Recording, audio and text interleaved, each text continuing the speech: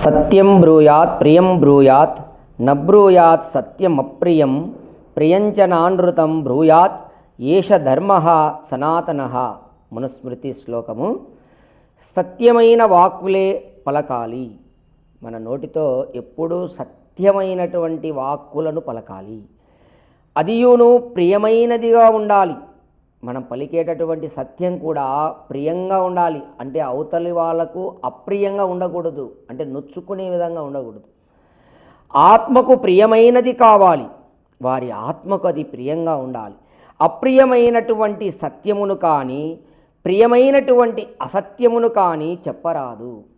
చూడండి, అప్రియమైన సత్యం కూడా చెప్పకూడదు. అది సత్యమే కానీ అవతల వాళ్ళకు అప్రియంగా ఉన్నప్పుడు అది కూడా చెప్పకూడదు. అలాగే ప్రియమైనటువంటి అసత్యమును కూడా చెప్పకూడదు. అది ప్రియమని చెప్పేసి అసత్యమైనది వాళ్ళకు చెప్పకూడదు. ఇతరులకు కష్టము కలిగించున్నది మాట్లాడకూడదు. చూడండి, ఇతరులకు కష్టం కలిగించేటటువంటిది మనం మాట్లాడకూడదు. అనగా గుడ్డివానిని నీవు గుడ్డివాడివి అనుట సత్యమైనను అతనికి దుఃఖం కలుగుతుంది, కావున అటువంటి సత్యమును చెప్పకూడదు. అలాగే ఇతరులకు సంతోషపరచుటకై అసత్యమును పలకకూడదు.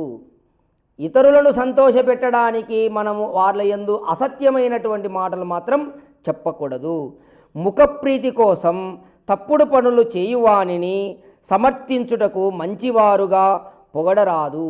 చూడండి, కేవలం వాళ్ళ ముఖప్రీతి కోసం, అంటే వాళ్ళ యందు గొప్పలు చెప్పడానికి వాడు తప్పుడు పనులు చేస్తున్నా కానీ నువ్వు చాలా గ్రేట్ అని చెప్పేసి అట్లా ఇట్లాంటివి చెప్పకూడదు.